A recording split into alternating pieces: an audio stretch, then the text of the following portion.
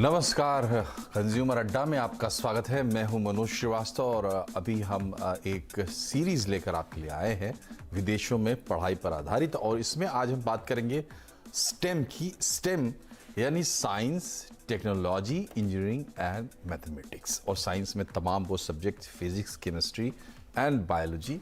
अगर ये लेकर आप अपना करियर प्लान कर रहे हैं तो उसके लिए विदेश में जाकर पढ़ाई करने के क्या ऑप्शन है, और ये ऑप्शन अगर हैं तो क्यों है, इससे क्या फ़ायदा है, ऐसा आप क्या हासिल करेंगे जो यहाँ नहीं हो सकता विदेश जाकर। तो इसके तमाम पहलुओं पर हम बातचीत करेंगे कि कॉस्ट क्या आएगी और बेनिफिट्स इसके क्या होंगे अगर आप चाहते हैं तो, करियर के लिहाज से भी, लाइफ के लिहाज से भी। तो इन तमाम चीज़ों को हम समझेंगे। उसके लिए एक्सपर्ट्स का एक पैनल हमारे साथ है। पहले आपका परिचय उनसे करवा दें। एई एजुकेशनल एडवाइज़र की डायरेक्टर जसवीन कौर हमारे साथ है और एडू कोच के एमडी एंड सीईओ पुण्य विज। आप दोनों का बहुत बहुत स्वागत है कंज्यूमर अड्डा में। जसवीन, शुरुआत आपसे करते हैं। साइंस का बैकग्राउंड है, साइंस में करियर बनाना है, फिजिक्स, केमिस्ट्री, बायोलॉजी से, और जैसा कि उसको अब कहा जा रहा है स्टेम। तो अगर मैं इंडिया में हूँ, इंडिया में रह के पढ़ाई करके अपना करियर बनाना चाहता हूँ, और अगर मैं विदेश जाकर वहाँ की पढ़ाई को अपनाकर करियर बनाना चाहता हूँ, क्या फ़र्क पड़ेगा, क्या एडवांटेजेस होंगे?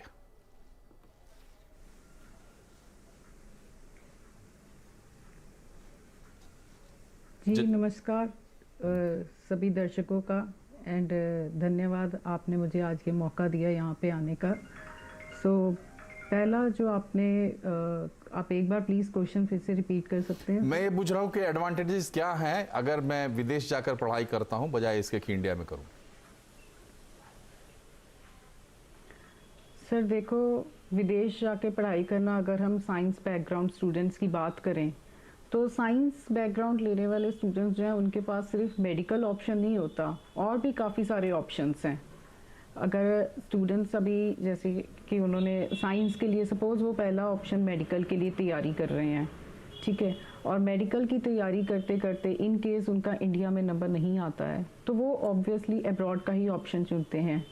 डिफरेंस अब अगर फ़ायदे की बात की जाए तो ऑफ कोर्स वहाँ पे नॉलेज, अपॉर्चुनिटीज़, डाइवर्स कल्चर, और उसके अलावा स्कॉलरशिप प्रोग्राम्स, काफ़ी सारी चीज़ें हैं जिनको हम बोल सकते हैं कि बहुत एडवांटेजेस हैं अब्रॉड स्टडीज़ के जी। और जैसे कि अभी अगर हम सिर्फ मेडिसिन की बात करें तो मेडिसिन में ही अगर कुछ कंट्रीज़ हैं, UK, USA, Canada, New Zealand, Australia, अगर हम वहाँ से मेडिसिन की स्टडी करते हैं एमबीबीएस, तो उस स्टडी में सर हमें ये फ़ायदे हैं कि आप all over world wide recognised होते हो कहीं भी प्रैक्टिस करने के लिए। Okay. तो ये सबसे बड़ा बेनिफिट होता है। सेकंड सर, जैसे कि काफ़ी कॉलेजेस होते हैं मेडिकल लाइन में जो ECFMG अप्रूव्ड होते हैं, और जिससे कि स्टूडेंट कनाडा और अदर कंट्रीज़, यूरोपियन कंट्रीज़ में भी जाके वर्ल्ड वाइड प्रैक्टिस कर सकते हैं जी। तो एक तो ये फ़ायदे हैं, और सारी टेक्नोलॉजीज़ आपको भी सर सबको पता है, टेक्नोलॉजीज़ पूरी अब्रॉड में ही इंडिया आती है। नो डाउट हमारी इंडियन मेडिसिन की स्टडी भी बहुत अच्छी है, ऐसी बात नहीं है। सो जनरली जो मेडिसिन लाइन में स्टूडेंट्स अगर अब्रॉड को चूज़ कर रहे हैं उसका एक बेसिक रीज़न ये है sir, one of the basic reason ये है कि मेरिट लिस्ट, जब स्टूडेंट्स यहाँ पे उनका मेरिट लिस्ट में नाम नहीं आता है तो उनके पास ऑप्शन नहीं होते, बजट्स नहीं होते हैं, तो फिर वो अपने लिए वहाँ की कंट्रीज़ को ही चूज़ करते हैं। जो इंडिया मेडिसिन अगर हम शुरू करते हैं सर, तो इंडिया में जी मेडिसिन के लिए आपने बिल्कुल सही बात बताई कि एक मेरिट लिस्ट का उसमें बड़ा रोल है। लेकिन पुण्य ये बताइए कि बियॉन्ड मेडिसिन अगर हम बात करें साइंस सब्जेक्ट से, अदर करियर की, मैथ्स से, टेक्नोलॉजी में जो पूरा नया अरीना खुल रहा है, वो तमाम जॉब्स, ऐसा माना जाता है कि विदेश में जो कोर्सेज तैयार किए जा रहे हैं वो इस तरीके से किए जा रहे हैं कि बिल्कुल इंडस्ट्री के डिमांड के बगल में उनको कॉइन किया जा रहा है, और इसकी वजह से एक सेंस बनता है कि आप विदेश में जाकर पढ़ाई करें। कौन से वो कोर्सेज हैं या कौन से वो जॉब्स हैं जो हम विदेश की पढ़ाई से हासिल कर पा रहे हैं, टेक्नोलॉजी या साइंस, स्टैटिस्टिक्स वगैरह में, जो कि इंडिया में पढ़ाई करने से थोड़ा मुश्किल होगी? Thank you. तो ऐसा है जैसे हम साइंस की बात करते हैं, पहले तो मैं साइंस और इंजीनियरिंग में मेन अंतर बताना चाहूँगा, क्योंकि मैं दोनों के आपको कोर्सेज बताऊँगा जो विदेश में ज़्यादा पॉपुलर है। साइंस में कौन सा कोर्स पॉपुलर है और इंजीनियरिंग में कौन सा कोर्स पॉपुलर है। तो इंजीनियरिंग जो साइंस स्टेम में जो इंजीनियरिंग है, इंजीनियरिंग माना जाता है कि हम कोई एक नया प्रोडक्ट क्रिएट करें या कोई नया केमिकल क्रिएट करें। डिफरेंट टाइप्स ऑफ इंजीनियरिंग होती है। मैकेनिकल इंजीनियरिंग होती है जिसमें हम मशीन्स का उपयोग करना सीखते हैं और उन नई मशीन्स बनाते हैं।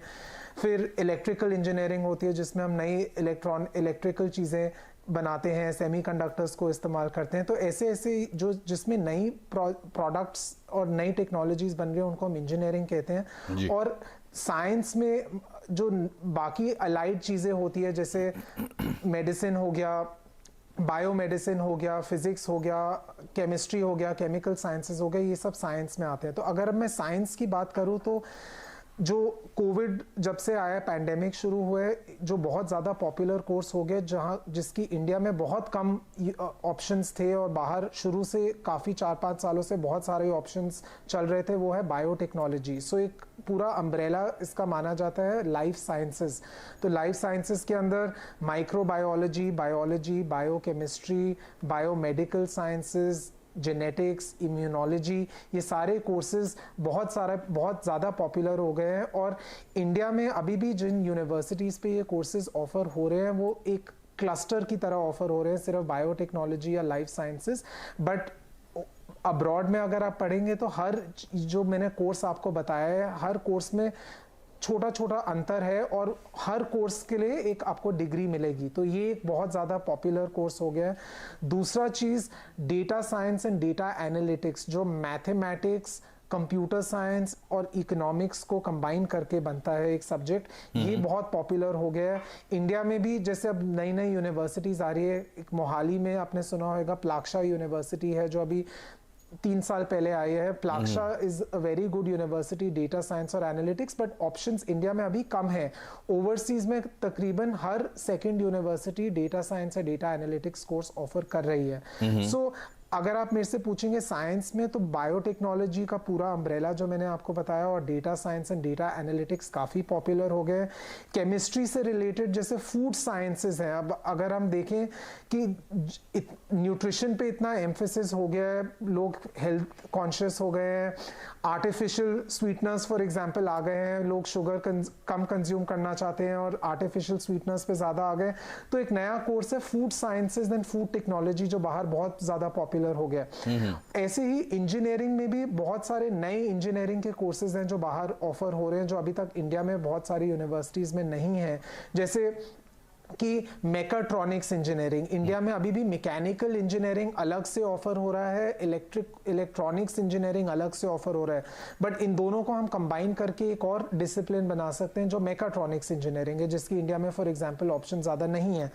ऐसे ही इन्वायरमेंटल इंजीनियरिंग बहुत ज़्यादा पॉपुलर कोर्स हो गया जो ओवरसीज में काफ़ी ऑप्शंस हैं। तो ये थोड़ी सी ऑप्शंस हैं जिनके लिए इंडिया में अगर लोग ये करना चाहते हैं तो इंडिया में उनको दिक्कत होगी एक अच्छी यूनिवर्सिटी फाइंड करने में, बट बाहर उनको अपने ग्रेड्स और बजट के हिसाब से वो यूनिवर्सिटी फाइंड कर सकते हैं। जी, तो चलिए ग्रेड्स और बजट्स की बात कर लेते हैं। जसवीन जी, ये बताइए कि कॉस्ट डिफरेंस क्या है? सर कॉस्ट डिफरेंस जैसे यहाँ के अगर हम कॉलेजेस देखें तो यहाँ पे भी कॉस्ट ऑलमोस्ट सेम ही हो जाती है अच्छे कोर्सेज की। और अगर हम अब्रॉड में जाएं तो अब्रॉड में भी सर कॉस्टिंग्स जो है 8 लाख से शुरू है एक सेमेस्टर की फीस जो है। और उसके अलावा अगर हम मेडिसिन कोर्सेज में जाते हैं तो आपके 1 CR और इस तरीके से पैकेजेस होते हैं। ओके। तो सर ऑलमोस्ट कॉस्ट डिफरेंस कोई बहुत ज्यादा डिफरेंस नहीं हो रहा है इंडिया से, एक नॉमिनल डिफरेंस ही आता है। तो कॉस्ट बेनिफिट एनालिसिस अगर करते हैं इंक्लूडिंग जो वहाँ पे एक्स्ट्रा जो खर्च आएगा कोर्स के अलावा, तो कॉस्ट बेनिफिट एनालिसिस के हिसाब से आपको लगता है कि एडवांटेज में है अगर आप विदेश जाकर पढ़ते हैं तो? जी बिल्कुल एडवांटेज में है सर। देखो अगर आप वहाँ पे जा रहे हो, आप वहाँ पे आपको 4 आवर्स अर्न करके भी मिलते हैं, आप वर्क कर सकते हो। काफ़ी कोर्सेज में स्टूडेंट्स को अलाउ होता है और काफ़ी कोर्सेज में स्टूडेंट्स को अलाउ भी नहीं होता है कि वो वर्क नहीं करते हैं, वो एलिजिबल नहीं होते हैं। तो इस तरीके से सर कॉस्ट जो है वो स्टूडेंट्स एक उनको फर्स्ट 6 मंथ थोड़े से लगता है कि हमें फैमिली से मैनेज करना पड़ रहा है, but somehow after some time student खुद ही मैनेज करना शुरू कर देते हैं सर। कॉस्ट थोड़ा बहुत फैमिली सपोर्ट रहता ही है, लेकिन वो खुद भी मैनेज करते हैं। बिसाइड्स दैट अगर सिर्फ मेडिसिन की बात की जाए तो सर मेडिकल स्टूडेंट्स को अब्रॉड में बिल्कुल भी अलाउ नहीं है वर्क करना।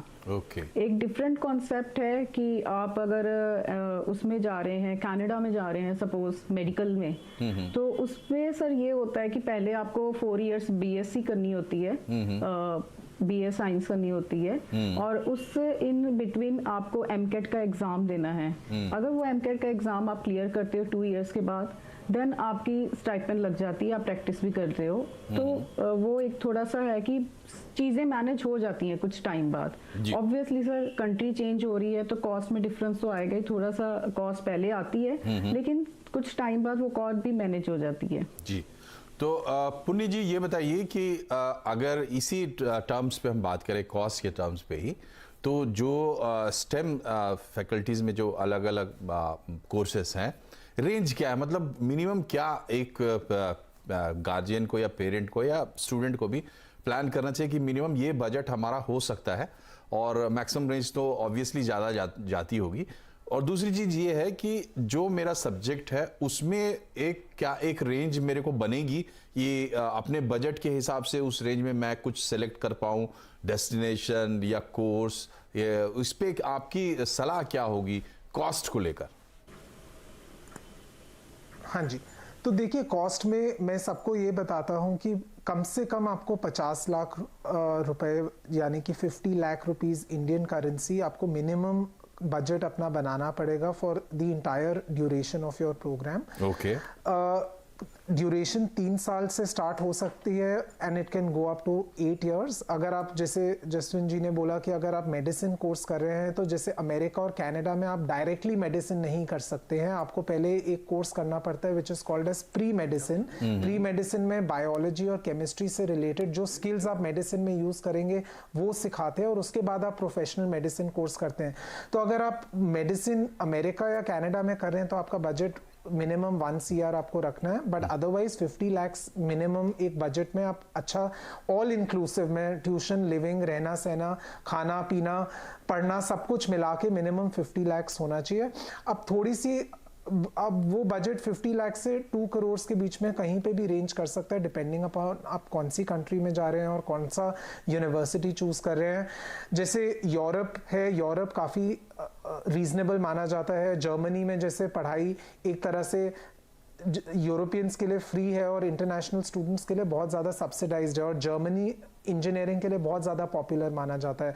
बट सिर्फ उसमें एक बैरियर ये रहता है कि आपको जर्मन लैंग्वेज आनी चाहिए एक सर्टेन लेवल पे, और उसके लिए भी उपाय ये है कि आप 1 साल पहले जाके फर्स्ट ईयर जर्मन सीख सकते हैं और उसके बाद अपनी एजुकेशन कर सकते हैं। तो उस केस में आपका 50 लाख से अंडर में भी आपकी पूरी एजुकेशन हो सकती है।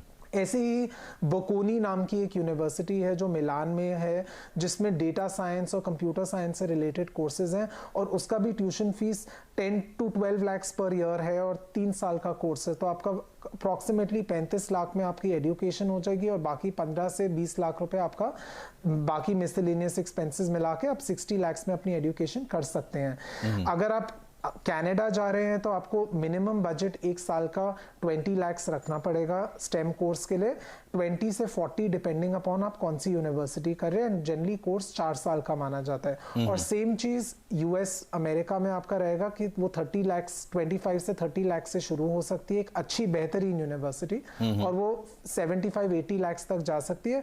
अगेन डिपेंडिंग अपॉन आप कौन सी सिटी में, अगर आप न्यूयॉर्क में है या LA में है या शिकागो में है जहाँ पे रहने की कॉस्ट ज्यादा है, तो उसमें आपका बजट थोड़ा सा ज़्यादा चला जाएगा। बट अगर आप कोई ऐसे शहर में हैं जो थोड़ा सा जहाँ पे कॉस्ट ऑफ लिविंग कम है, तो आपका बजट मैनेज हो सकता है।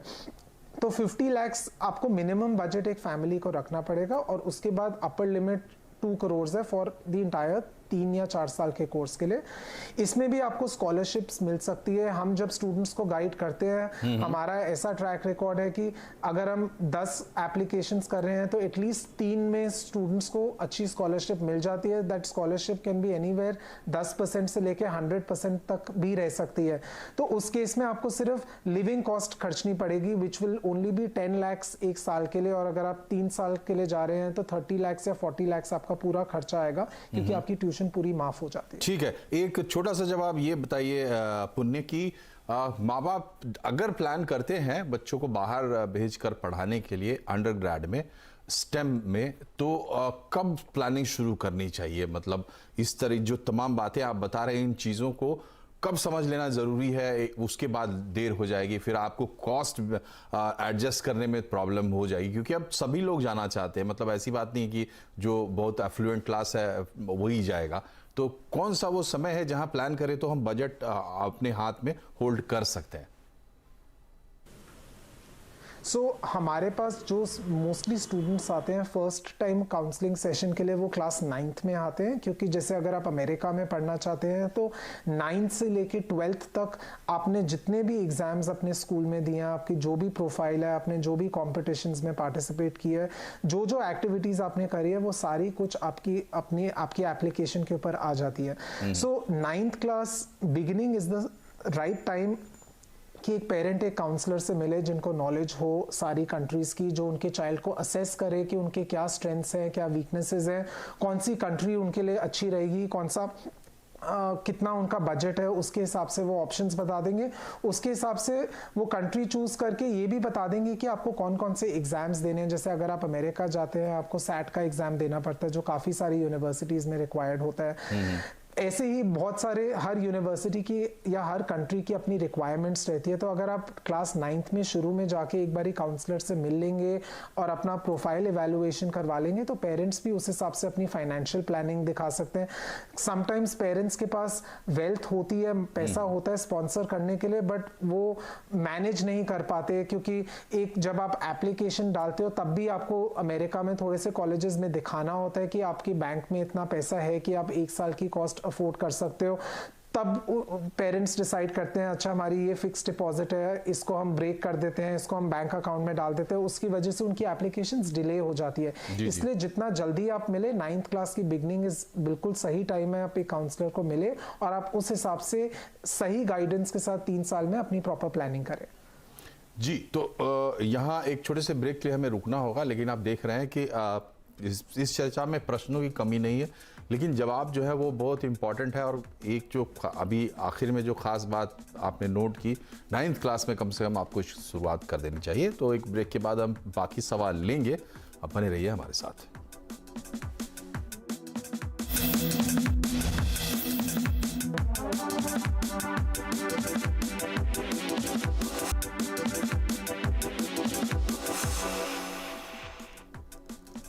ब्रेक के बाद एक बार फिर से आपका स्वागत है। आज हम बात कर रहे हैं कि विदेश में अगर पढ़ाई करनी हो तो स्टेम कोर्सेज में क्या बढ़िया ऑप्शन है, क्या कॉस्ट आती है, क्या उसके फ़ायदे हैं। तो चर्चा को आगे बढ़ाते हैं और चलते हैं जसवीन कौर जी के पास। जसवीन जी, ये बताइए कि अगर हमने कोर्स लॉक कर लिया कि हमें करना क्या है, कंट्री और इंस्टीट्यूट, इन दोनों में किस चीज़ को हमें प्रायोरिटी देनी चाहिए, कैसे दोनों का तालमेल बनाना चाहिए? सर, जैसे कि सपोज हमने कोर्स लॉक कर दिया है, लेकिन कंट्री हमें चूज़ करने में प्रॉब्लम आ रही है, तो हम सबसे पहले, अब हर एक कंट्री का डिफरेंट बजट होता है सर। तो स्टूडेंट की चॉइस होती है कि मुझे इसी कंट्री में जाना है, क्योंकि किसी का होता है कि मेरा फ्रेंड वहाँ पे है, मेरी फैमिली वहाँ पे, मेरा कज़न वहाँ पे है। एक तो ये होती है, एक ये ऑप्शन होता है। Second option sir eligibility criteria होता है कि वो स्टूडेंट उस कोर्स के लिए, उस कंट्री के लिए एलिजिबल है कि नहीं है। सेकंड, उसके अलावा सर एक ऑप्शन ये भी होता है कि स्कॉलरशिप प्रोग्राम्स होते हैं। काफ़ी स्टूडेंट्स की डिमांड सिर्फ स्कॉलरशिप प्रोग्राम्स पे होती है। अब जैसे हम इटली को ले लें, तो इटली में ऑलमोस्ट जितने हैं स्कॉलरशिप प्रोग्राम्स हैं, वहाँ पे एक एंट्रेंस एग्ज़ाम होता है, पहले जून में एंट्रेंस एग्ज़ाम होता है, और उसी के बिहाफ में वो वर्ल्ड वाइड उनके पास 150 सीट्स होती हैं हर कोर्सेज़ की, हर कॉलेजेस में। उसी के बिहाफ में सर वो कॉलेज चूज़ करते हैं और उसी के बिहाफ में उनका सिलेक्शन होता है। और जो कंट्री का तालमेल सर होता है, ये पूरा ओवरऑल एक बच्चे की प्रोफाइल, बच्चे का बजट और बच्चे की चॉइस, ये तीनों चीज़ों को, कैंडिडेट की तीनों चीज़ों को मिक्स करके ही ये तालमेल सर फाइनल हो पाता है। जी, और पुण्य आपसे हमारा सवाल ये होगा कि जो कुछ भी हम कर रहे हैं उसके कई उसके जो क्या बोलते हैं लक्ष्य हो सकते हैं हमारे, जिसको हम हासिल करना चाहते हैं, लेकिन एक जो उसमें जो बेसिक गोल सबके हाथ में होता है वो है कि रिटर्न क्या आएगा। रिटर्न ऑन इन्वेस्टमेंट के टर्म्स में बात करते हैं अगर विदेश में पढ़ाई की बात आती है तो, क्योंकि ये एक स्पेशल अरेंजमेंट है। ये बताइए कि क्या कॉस्ट और जो रिटर्न आना है, यानी जो मेरा करियर बनेगा, जो मेरी कमाई होगी, दोनों में कोई डायरेक्ट रिलेशन है कि हम ज़्यादा खर्च करेंगे तो हमें ज़्यादा रिटर्न आएगा, या ऐसा नहीं है तो फिर बेस्ट प्लानिंग कैसे करते हैं वो, और हमारा थिंकिंग, हमारे सोचने का ऑर्डर क्या होना चाहिए, क्या कैसे हम अपने आप को प्लान करना चाहिए, क्या चीज़ को पहले सोचना चाहिए, क्या चीज़ को बाद में, ताकि एक बैलेंस्ड रिटर्न हमें मिल पाए। तो हमें दोनों चाहिए आपसे सलाह, एक तो कि जिसमें हो सकता है कि जोखिम ज़्यादा हो मगर रिटर्न ज़्यादा हो, लेकिन एक जिसमें बैलेंस्ड अप्रोच हो। देखिए, रिटर्न ऑन इन्वेस्टमेंट जो होता है कि आप कितने पैसे खर्च कर रहे हैं और उसके बाद आपको क्या रिटर्न मिल रहा है, इस केस में अगर आप बिल्कुल बेहतरीन इंस्टीट्यूशन को चूज कर रहे हैं रिगार्डलेस ऑफ उसका क्या कॉस्ट है, अगर आप अमेरिका में टॉप 20 यूनिवर्सिटी में जा रहे हैं या अगर आप कनाडा में टॉप 5 यूनिवर्सिटी में जा रहे हैं, आप यूनाइटेड किंगडम में टॉप 5 में जा रहे हैं, तो उनका कॉस्ट जनरली हाई होएगा, बट आपको रिटर्न उस पे 5 टाइम्स to 10 टाइम्स मिल जाएगा, क्योंकि इतना कंपटीशन रहता है कि उन कॉलेजेस में एडमिशन मिलना, कि अगर आपने पहले ही उसमें दाखिला अगर आपको मिल गया और आपने सक्सेसफुली वहां से ग्रेजुएट आप कर गए, तो एक मैसेज चला जाता है एम्प्लॉयर्स को, जो कंपनीज होती है, कि इस बच्चे में मेरिट है, ये बच्चा होशियार बच्चा है कि उसको इस कॉलेज में एडमिशन मिल गया। इसलिए हम स्टूडेंट्स को कहते हैं कि आपके पास बहुत सारी ऑप्शंस हैं। हम फैमिली के साथ जब मीटिंग रखते हैं, हम पेरेंट्स को समझाते हैं कि अगर आपके बच्चे में कैपेबिलिटी है कि उसको टॉप कंपेटिटिव कॉलेज में एडमिशन मिल रहा है, तो आप किसी तरीके से कोशिश करके बजट मैनेज करिए। अगर आपकी फाइनेंशियल इन्वेस्टमेंट्स हैं, प्रॉपर्टी इन्वेस्टमेंट्स हैं जो आप लिक्विडेट करना चाहते हैं, या स्टूडेंट लोन है जो अगर आपको ईजिली मिल जाता है, तो आप उसके बेसिस पे स्टूडेंट्स को भेजिए, क्योंकि वो आपको उस पर रिटर्न ऑन इन्वेस्टमेंट मिल जाएगी। और दूसरा होता है कि जब स्टूडेंट्स बेस्ट में नहीं उनको एडमिशन मिल सकती, उसके बाद हम फिर ऐसा हम उस हिसाब से उनकी प्लानिंग चूज करते हैं कि हम जिस कोर्स को वो पढ़ना चाहते हैं वो उस कंट्री में वो कोर्स करने के लिए जा रहे हैं जो जिस कंट्री की उसमें महानता है। जैसे कि कंप्यूटर साइंस और टेक्नोलॉजी है, वो अमेरिका में सबसे बेहतरीन माना जाता है। तो अगर आप कंप्यूटर साइंस पढ़ने के लिए अगर टियर 2 कॉलेज में भी अमेरिका में चले जाएंगे, तो आपकी रिटर्न ऑन इन्वेस्टमेंट अच्छी रहेगी कंपेयर टू से यूनाइटेड किंगडम में टेक्नोलॉजी अगर आप पढ़ रहे हैं। सिमिलरली अगर आप इन्वायरमेंट, सस्टेनेबिलिटी और साइंस को इकट्ठे जोड़ के अगर कुछ करना चाहते हैं, तो स्कैंडिनेवियन कंट्रीज जो है, डेनमार्क हो गया, फिनलैंड हो गया, ये कंट्रीज काफी अच्छी मानी जाती है। तो या तो अगर आपको बेस्ट कॉलेज में मिल रहा है तो आप कॉस्ट को ना देख के किसी तरह अगर आप मैनेज कर सकते हैं तो आप जाइए, ये हमारी एडवाइस रहती है पेरेंट्स को। और दूसरी चीज, अगर आपको बेस्ट कॉलेज में नहीं मिल रही तो आप कोर्स देखिए कि आपको कौन सा कोर्स करना है, और उस कोर्स के हिसाब से देखिए कि कौन सी कंट्रीज में पोटेंशियल है। बात बिल्कुल क्लियर आपने कर दी। जो सवाल मैंने पूछा था उसका जवाब मैं समझता हूँ मिल गया होगा। एक तो सबसे इंपॉर्टेंट बात यह है टाइमिंग की, आप जल्दी प्लानिंग शुरू करें। दूसरी बात यह है कि जो पुण्य ने बताया, अगर बेस्ट आपको चाहिए तो आप कॉस्ट की चिंता मत कीजिए, अदरवाइज आप जरूर कॉस्ट को घटाने की कोशिश कीजिए। और उसका सही तरीका ये है कि बैलेंस करें सब चीज़ों को, जिसमें कि कोर्स बहुत इंपॉर्टेंट है, कोर्स सबसे इंपॉर्टेंट है, और कोर्स और कंट्री और इंस्टीट्यूट, इस सब को मिला के एक बैलेंस आप कर सकते हैं। ये चर्चा तो असीमित जा सकती है, लेकिन हमारे पास समय सीमित है, इसलिए आप दोनों का बहुत बहुत शुक्रिया हमसे जुड़ने के लिए। कार्यक्रम में फिलहाल इतना ही। नमस्कार।